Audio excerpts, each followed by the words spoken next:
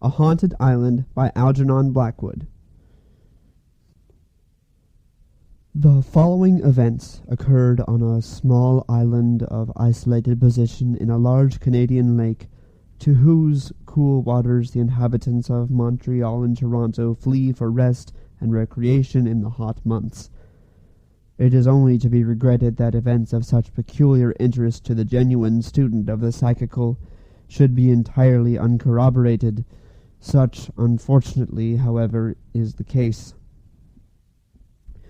Our own party of nearly 20 had returned to Montreal that yen day, and I was left in solitary possession for a week or two longer, in order to accomplish some important reading for the law, which I had foolishly neglected during the summer. It was late in September, and the big trout and maskinonge were stirring themselves in the depths of the lake, and beginning slowly to move up to the surface waters as the north winds and early frosts lowered their temperature. Already the maples were crimson and gold, and the wild laughter of the loons echoed in sheltered bays that never knew their strange cry in the summer. With a whole island to oneself, a 2-story cottage, a canoe, and only the chipmunks and the farmer's weekly visit with eggs and bread to disturb one, the opportunities for hard reading might be very great. It all depends. The rest of the party had gone off with many warnings to beware of Indians, and not to stay late enough to be the victim of a frost that thinks nothing of 40 below zero. After they had gone, the loneliness of the situation made itself unpleasantly felt. There were no other islands within 6 or 7 miles, and though the mainland forests lay a couple of miles behind me, they stretched for a very great distance, unbroken by allied signs of human habitation. But, though the island was completely deserted and silent, the rocks and trees that had echoed human laughter and voices almost every hour of the day for 2 months could not fail to retain some memories of it all, and I was not surprised to fancy I heard a shout or a cry as I passed from rock to rock, and more than once to imagine that I heard my own name called aloud. In the cottage there were 6 tiny little bedrooms divided from one another by plain unvarnished partitions of pine. A wooded bedstead, a mattress, and a chair stood in each room, but I only found 2 mirrors, and one of these was broken. The boards creaked a good deal as I moved about, and the signs of occupation were so recent that I could hardly believe I was alone. I half expected to find someone left behind, still trying to crowd into a box more than it would hold. The door of one room was stiff, and refused for a moment to open, and it required very little persuasion to imagine someone was holding the handle on the inside, and that when it opened I should meet a pair of human eyes. A thorough search of the floor led me to select as my own sleeping quarters a little room with a diminutive balcony over the veranda roof. The room was very small, but the bed was large and had the best mattress of them all. It was situated directly over the sitting room where I should live and do my reading, and the miniature window looked out to the rising sun. With the exception of a narrow path which led from the front door and veranda through the trees to the boat landing, the island was densely covered with maples, hemlocks, and cedars. The trees gathered in round the cottage so closely that the slightest wind made the branches scrape the roof and tap the wooden walls. A few moments after sunset the darkness became impenetrable, and 10 yards beyond the glare of the lamps that shone through the sitting-room windows, of which there were 4, you could not see an inch before your nose, nor move a step without running up against a tree. The rest of that day I spent moving my belongings from my tent to the sitting-room, taking stock of the contents of the larder, and chopping enough wood for the stove to last me a week. After that, just before sunset, I went round the island a couple of times in my canoe for precaution's sake. I had never dreamed of doing this before, but when a man is alone, he does things that never occur to him when he is one of a large party. How lonely the island seemed when I landed again! The sun was down, and twilight is unknown in these northern regions. The darkness comes up at once. The canoe safely pulled up and turned over on her face. I groped my way up the little narrow pathway to the veranda. The 6 lamps were soon burning merrily in the front room, but in the kitchen, where I dined, the shadows were so gloomy, and the lamplight so inadequate, that the stars could be seen peeping through the cracks between the rafters. I turned in early that night. Though it was calm and there was no wind, the creaking of my bedstead and the musical gurgle of the water over the rocks below were not the only sounds that reached my ears. As I lay awake, the appalling emptiness of the house grew upon me. The corridors and vacant rooms seemed to echo innumerable footsteps, shufflings, the rustle of skirts, and a constant undertone of whispering. When sleep at length overtook me, the breathings and noises, however, passed gently to mingle with the voices of my dreams. A week passed by, and the reading progressed favourably. On the 10th day of my solitude, a strange thing happened. I awoke after a good night's sleep to find myself possessed with a marked repugnance for my room. The air seemed to stifle me. The more I tried to define the cause of this dislike, the more unreasonable it appeared. There was something about the room that made me afraid. Absurd as it seems, this feeling clung to me obstinately while dressing, and more than once I caught myself shivering, and conscious of an inclination to get out of the room as quickly as possible.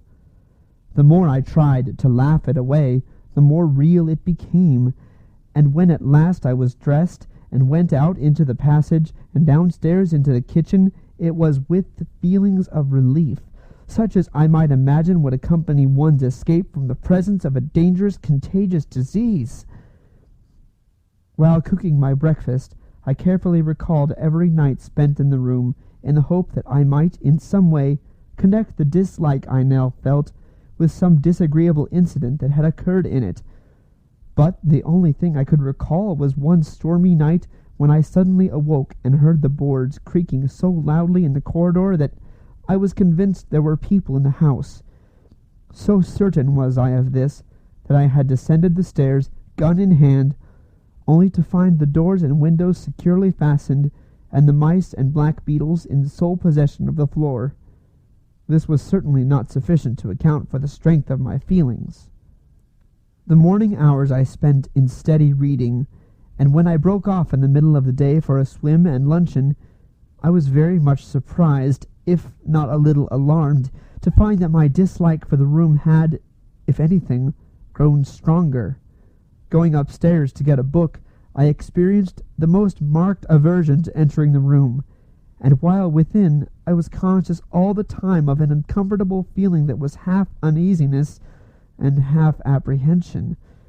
The result of it was that, instead of reading, I spent the afternoon on the water paddling and fishing, and when I got home about sundown, brought with me 6 delicious black bass for the supper table and the larder. As sleep was an important matter to me at this time, I had decided that if my aversion to the room was so strongly marked on my return as it had been before, I would move my bed down into the sitting-room and sleep there. This was, I argued, in no sense a concession to an absurd and fanciful fear, but simply a precaution to ensure a good night's sleep. A bad night involved the loss of the next day's reading, a loss I was not prepared to incur. I accordingly moved my bed downstairs into a corner of the sitting-room facing the door, and was moreover uncommonly glad when the operation was completed, and the door of the bedroom closed finally upon the shadows, the silence, and the strange fear that shared the room with them. The croaking stroke of the kitchen clock sounded the hour of 8 as I finished washing up my few dishes, and closing the kitchen door behind me, passed into the front room. All the lamps were lit, and the reflectors, which I had polished up during the day, threw a blaze of light into the room. Outside the night was still and warm. Not a breath of air was stirring. The waves were silent, the trees motionless, and heavy clouds hung like an oppressive curtain over the heavens. The darkness seemed to have rolled up with unusual swiftness, and not the faintest glow of color remained to show where the sun had set. There was present in the atmosphere that ominous and overwhelming silence which so often precedes the most violent storms. I sat down to my books with my brain unusually clear, and in my heart the pleasant satisfaction of knowing that 5 black bass were lying in the ice-house, and that tomorrow morning the old farmer would arrive with fresh bread and eggs. I was soon absorbed in my books. As the night wore on, the silence deepened. Even the chipmunks were still, and the boards of the floors and walls ceased creaking. I read on steadily till, from the gloomy shadows of the kitchen, came the hoarse sound of the clock striking 9. How loud the strokes sounded! They were like blows of a big hammer. I closed one book and opened another, feeling that I was just warming up to my work. This, however, did not last long. I presently found that I was reading the same paragraphs over twice, simple paragraphs that did not require such effort. Then I noticed that my mind began to wander to other things, and the effort to recall my thoughts became harder with each digression. Concentration was growing momentarily more difficult. Presently I discovered that I had turned over 2 pages instead of 1, and had not noticed my mistake until I was well down the page. This was becoming serious. What was the disturbing influence? It could not be physical fatigue. On the contrary, my mind was unusually alert, and in a more receptive condition than usual. I made a new and determined effort to read, and for a short time succeeded in giving my whole attention to my subject. But in a very few moments again I found myself leaning back in my chair, staring vacantly into space. Something was evidently at work in my subconsciousness. There was something I had neglected to do. Perhaps the kitchen door and windows were not fastened. I accordingly went to see, and found that they were. The fire perhaps needed attention. I went to see, and found that it was all right. I looked at the lamps, went upstairs into every bedroom in turn, and then went round the house and even into the ice-house. Nothing was wrong. Everything was in its place. Yet something was wrong. The conviction grew stronger and stronger within me. When I at length settled down to my books again and tried to read, I became aware for the first time that the room seemed growing cold. Yet the day had been oppressively warm, and evening had brought no relief. The 6 big lamps, moreover, gave out heat enough to warm the room pleasantly. But a chilliness that perhaps crept up from the lake made itself felt in the room, and caused me to get up to close the glass door opening onto the veranda. For a brief moment I stood looking out at the shaft of light that fell from the windows and shone some little distance down the pathway and out for a few feet into the lake. As I looked, I saw a canoe glide into the pathway of light, and immediately crossing it, pass out of sight again into the darkness. It was perhaps 100 feet from the shore, and it moved swiftly.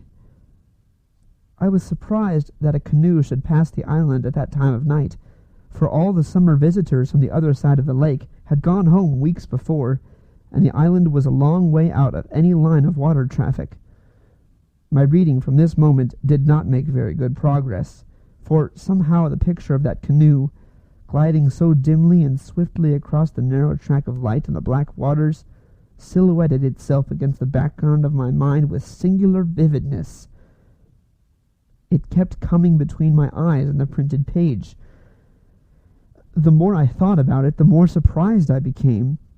It was of larger build than any I had seen during the past summer months, and was more like the old Indian war canoes, with the high curving bows and stern and wide beam. The more I tried to read, the less success attended my efforts, and finally I closed my books and went out onto the veranda to walk up and down a bit, and shake the chilliness out of my bones. The night was perfectly still, and as dark as imaginable. I stumbled down the path to the little landing wharf, where the water made the very faintest of gurgling under the timbers. The sound of a big tree falling in the mainland forest, far across the lake, stirred echoes in the heavy air. like the first guns of a distant night attack. No other sound disturbed the stillness that reigned supreme. As I stood upon the wharf in the broad splash of light that followed me from the sitting-room windows, I saw another canoe cross the pathway of uncertain light upon the water and disappear at once into the impenetrable gloom that lay beyond. This time I saw more distinctly than before. It was like the former canoe, a big birch bark with high crested bows and stern and broad beam. It was paddled by 2 Indians, of whom the one in the stern, the steerer, appeared to be a very large man. I could see this very plainly, and though the second canoe was much nearer the island than the first, I judged that they were both on their way home to the government reservation, which was situated some 15 miles away upon the mainland. I was wondering in my mind what could possibly bring any Indians down to this part of the lake at such an hour of the night, when a third canoe, of precisely similar build, and also occupied by 2 Indians, passed silently round the end of the wharf. This time the canoe was very much nearer shore, and it suddenly flashed into my mind that the 3 canoes were in reality one and the same, and that only one canoe was circling the island. This was by no means a pleasant reflection, because if it were the correct solution of the unusual appearance of the 3 canoes in this lonely part of the lake at so late an hour, the purpose of the 2 men could only reasonably be considered to be in some way connected with myself. I had never known of the Indians attempting any violence upon the settlers who shared the wild, inhospitable country with them. At the same time, it was not beyond the region of possibility to suppose, but then I did not care even to think of such hideous possibilities, and my imagination immediately sought relief in all manner of other solutions to the problem, which indeed came readily enough to my mind, but did not succeed in recommending themselves to my reason. Meanwhile, by a sort of instinct, I stepped back out of the bright light in which I had hitherto been standing, and waited in the deep shadow of a rock to see if the canoe would again make its appearance. Here I could see, without being seen, and the precaution seemed a wise one. After less than 5 minutes, the canoe, as I had anticipated, made its 4th appearance.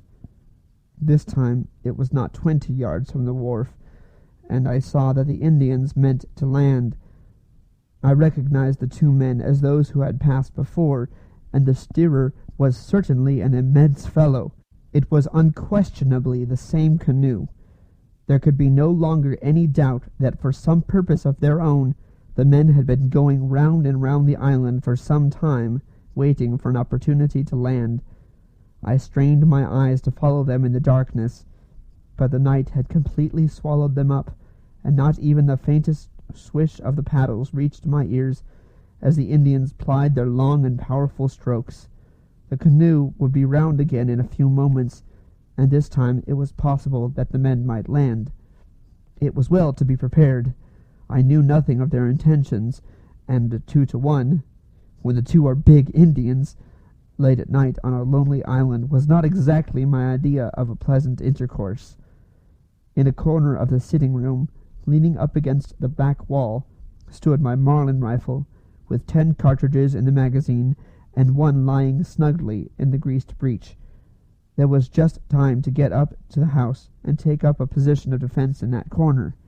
Without an instant's hesitation, I ran up to the veranda, carefully picking my way among the trees, so as to avoid being seen in the light.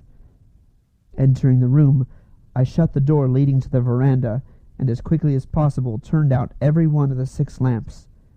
To be in a room so brilliantly lighted, where my every movement could be observed from outside, while I could see nothing but impenetrable darkness at every window, was by all laws of warfare an unnecessary concession to the enemy. And this enemy, if enemy it was to be, was far too wily and dangerous to be granted any such advantages. I stood in the corner of the room, with my back against the wall, and my hand on the cold rifle barrel. The table, covered with my books, lay between me and the door, but for the first few minutes after the lights were out, the darkness was so intense that nothing could be discerned at all. Then, very gradually, the outline of the room became visible, and the framework of the windows began to shape itself dimly before my eyes.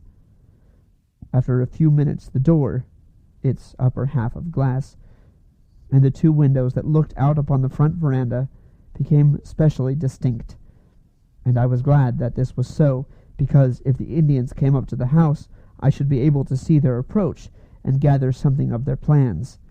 Nor was I mistaken, for there presently came to my ears the peculiar hollow sound of a canoe landing and being carefully dragged up over the rocks. The paddles I distinctly heard being placed underneath, and the silence that ensued thereupon I rightly interpreted to mean that the Indians were stealthily approaching the house. While it would be absurd to claim that I was not alarmed, even frightened, at the gravity of the situation and its possible outcome, I speak the whole truth when I say that I was not overwhelmingly afraid for myself. I was conscious that even at this stage of the night I was passing into a psychical condition in which my sensations seemed no longer normal. Physical fear at no time entered into the nature of my feelings, and though I kept my hand upon my rifle the greater part of the night, I was all the more conscious that its assistance could be of little avail against the terrors that I had to face.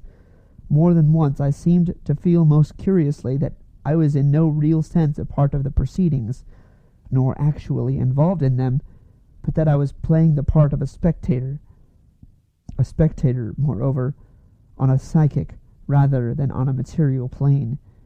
Many of my sensations that night were too vague for definite description and analysis, but the main feeling that will stay with me to the end of my days is the awful horror of it all, and the miserable sensation that if the strain had lasted a little longer than was actually the case, my mind must inevitably have given way.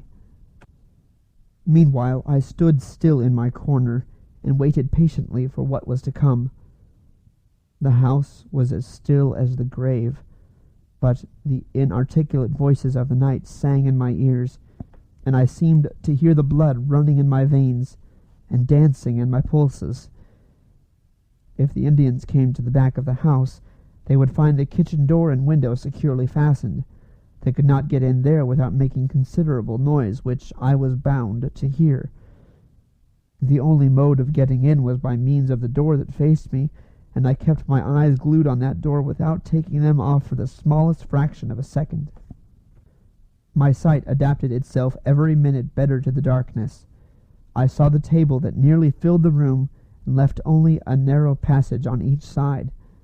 I could also make out the strange backs of the wooden chairs pressed up against it, and could even distinguish my papers and inkstand lying on the white oilcloth covering. I thought of the gay faces that had gathered round that table during the summer, and I longed for the sunlight as I had never longed for it before.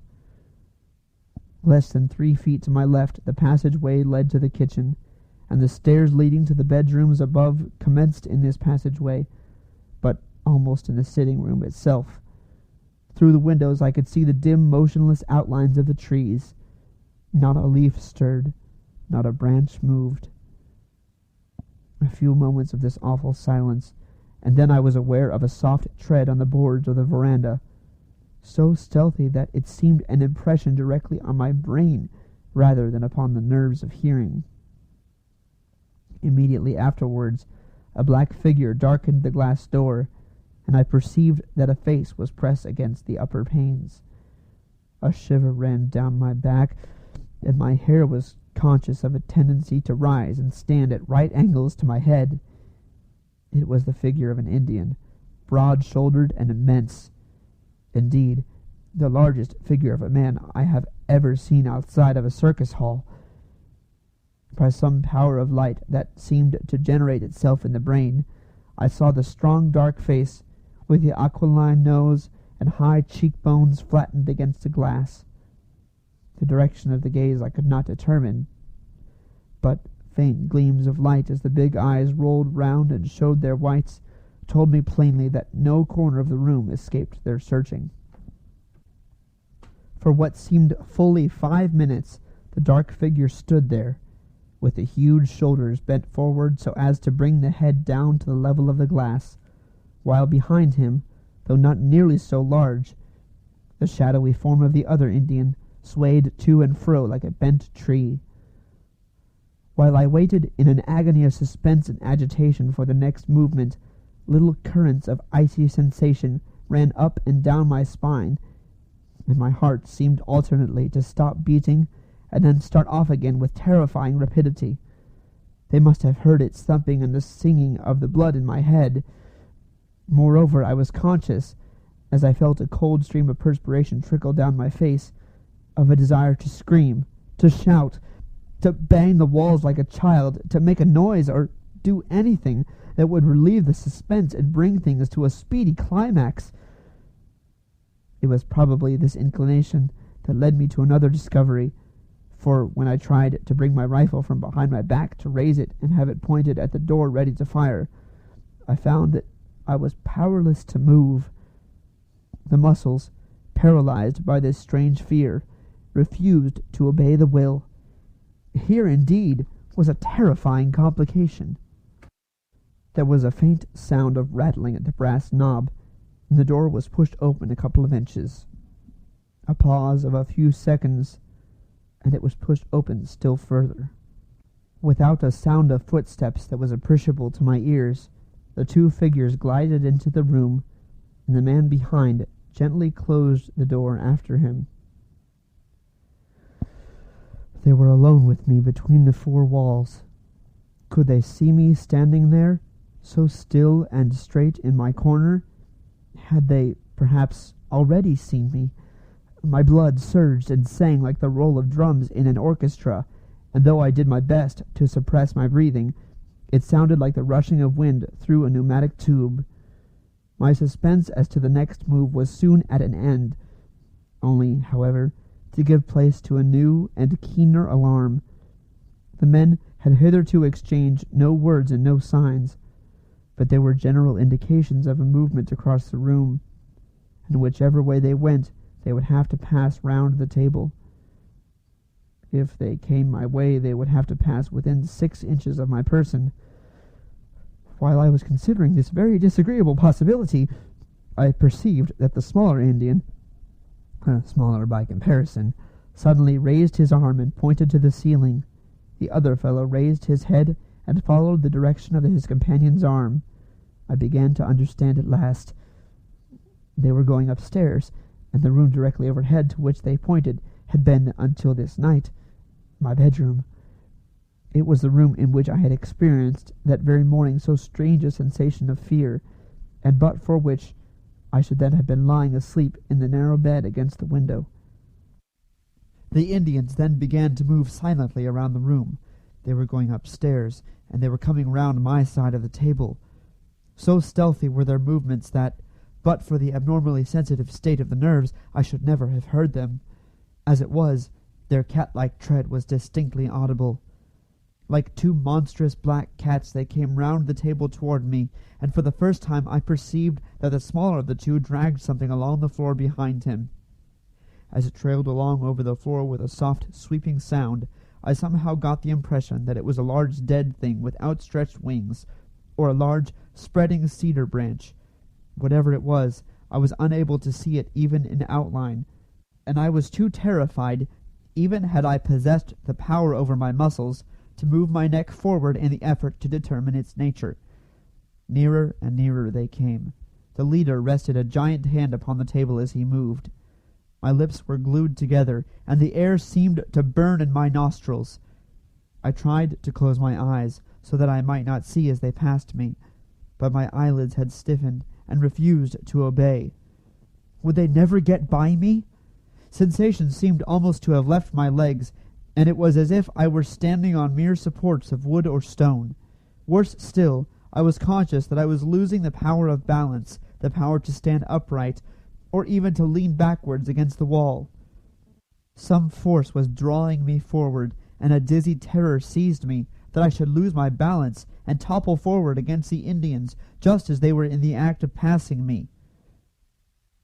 Even moments drawn out into hours must come to an end sometime, and almost before I knew it, the figures had passed me and had their feet upon the lower step of the stairs leading to the upper bedrooms. There could not have been 6 inches between us, and yet I was conscious only of a current of cold air that followed them. They had not touched me, and I was convinced that they had not seen me. Even the trailing thing on the floor behind them had not touched my feet, as I had dreaded it would, and on such an occasion as this I was grateful even for the smallest mercies. The absence of the Indians from my immediate neighborhood brought little sense of relief. I stood shivering and shuddering in corner, and beyond being able to breathe more freely, I felt no whit less uncomfortable. Also, I was aware that a certain light, which, without apparent source or rays, had enabled me to follow their every gesture and movement, had gone out of the room with their departure. An unnatural darkness now filled the room and pervaded its every corner, so that I could barely make out the positions of the windows and the glass doors. As I said before, my condition was evidently an abnormal one. The capacity for feeling surprise seemed, as in dreams, to be wholly absent. My senses recorded with unusual accuracy every smallest occurrence, but I was able to draw only the simplest deductions. The Indians soon reached the top of the stairs, and there they halted for a moment. I had not the faintest clue as to their next movement. They appeared to hesitate. They were listening attentively. Then I heard one of them, who, by the weight of his soft tread, must have been the giant, cross the narrow corridor and enter the room directly overhead, my own little bedroom. But for the insistence of that unaccountable dread I had experienced there in the morning, I should at that very moment have been lying in the bed with the big Indian in the room standing beside me. For the space of 100 seconds there was silence, such as might have existed before the birth of sound. It was followed by a long quivering shriek of terror, which rang out into the night and ended in a short gulp before it had run its full course. At the same moment the other Indian left his place at the head of the stairs and joined his companion in the bedroom. I heard the thing trailing behind him along the floor. A thud followed, as of something heavy falling, and then all became as still and silent as before. It was at this point that the atmosphere, surcharged all day with the electricity of a fierce storm, found relief in a dancing flash of brilliant lightning simultaneously with a crash of loudest thunder. For 5 seconds every article in the room was visible to me with amazing distinctness, and through the windows I saw the tree trunks standing in solemn rows. The thunder pealed and echoed across the lake and among the distant islands, and the floodgates of heaven then opened and let out their rain in streaming torrents. The drops fell with a swift rushing sound upon the still waters of the lake, which leaped up to meet them, and pattered with a rattle of shot on the leaves of the maples and the roof of the cottage. A moment later, and another flash, even more brilliant and of longer duration than the first, lit up the sky from zenith to horizon, and bathed the room momentarily in dazzling whiteness. I could see the rain glistening on the leaves and branches outside. The wind rose suddenly, and in less than a minute the storm that had been gathering all day burst forth in its full fury. Above all the noisy voices of the elements, the slightest sounds in the room overhead made themselves heard, and in the few seconds of deep silence that followed the shriek of terror and pain, I was aware that the movements had commenced again. The men were leaving the room and approaching the top of the stairs. A short pause, and they began to descend. Behind them, tumbling from step to step, I could hear that trailing thing being dragged along. It had become ponderous. I awaited their approach with a degree of calmness, almost of apathy, which was only explicable on the ground that, after a certain point, nature applies her own anesthetic, and a merciful condition of numbness supervenes. On they came, step by step, nearer and nearer, with the shuffling sound of the burden behind growing louder as they approached. They were already halfway down the stairs, when I was galvanized afresh into a condition of terror by the consideration of a new and horrible possibility. It was the reflection that if another vivid flash of lightning were to come when the shadowy procession was in the room, perhaps when it was actually passing in front of me, I should see everything in detail, and worse, be seen myself. I could only hold my breath and wait. wait while the minutes lengthened into hours, and the procession made its slow progress round the room. The Indians had reached the foot of the staircase. The form of the huge leader loomed in the doorway of the passage, and the burden, with an ominous thud, had dropped from the last step to the floor. There was a moment's pause, while I again saw the Indian turn and stoop to assist his companion. Then the procession moved forward again, entered the room close on my left, and began to move slowly round my side of the table. The leader was already beyond me, and his companion, dragging on the floor behind him the burden, whose confused outline I could dimly make out, was exactly in front of me, when the cavalcade came to a dead halt. At the same moment, with the strange suddenness of thunderstorms, the splash of the rain ceased altogether, and the wind died away into utter silence. For the space of 5 seconds my heart seemed to stop beating, and then the worst came. A double flash of lightning lit up the room and its contents with merciless vividness. The huge Indian leader stood a few feet past me on my right. One leg was stretched forward in the act of taking a step. His immense shoulders were turned towards his companion, and in all their magnificent fierceness I saw the outline of his features. His gaze was directed upon the burden his companion was dragging along the floor, but his profile, with a big aquiline nose, high cheekbone, straight black hair, and bold chin, burnt itself in that brief instant into my brain, never again to fade. Dwarfish, compared with this gigantic figure, appeared the proportions of the other Indian, who, within 12 inches of my face, was stooping over the thing he was dragging in a position that lent to his person the additional horror of deformity.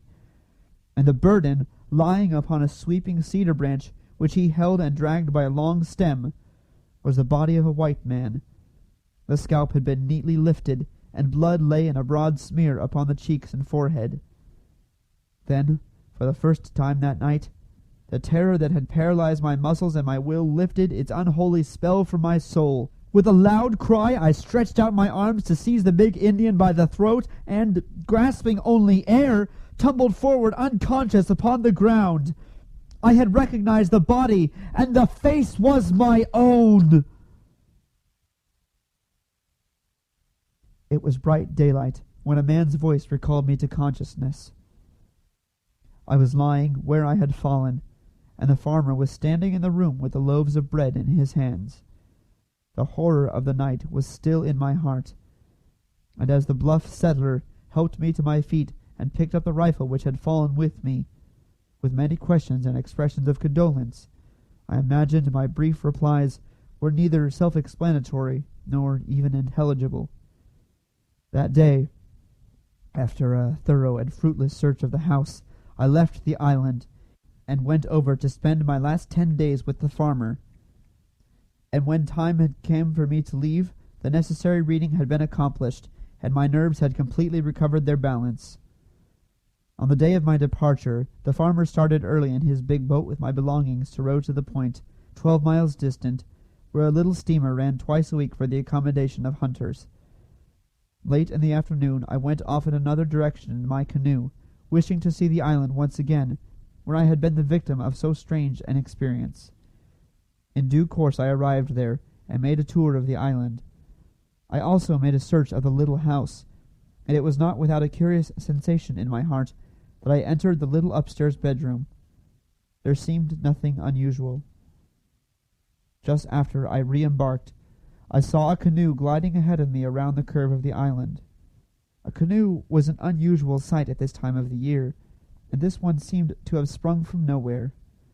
Altering my course a little, I watched it disappear around the next projecting point of rock. It had high curving bows, and there were 2 Indians in it. I lingered with some excitement to see if it would appear again round the other side of the island, and in less than 5 minutes it came into view.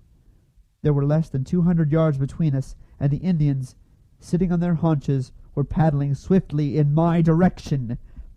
I never paddled faster in my life than I did in those next few minutes. When I turned to look again, the Indians had altered their course, and were again circling the island. The sun was sinking behind the forests on the mainland, and the crimson-colored clouds of sunset were reflected in the waters of the lake, when I looked round for the last time, and saw the big bark canoe and its two dusky occupants still going round the island. Then the shadows deepened rapidly, the lake grew black, and the night wind blew its first breath in my face as I turned a corner, and a projecting bluff of rock hid from my view both island and canoe. End of A Haunted Island. Recording by Bernard Spiel.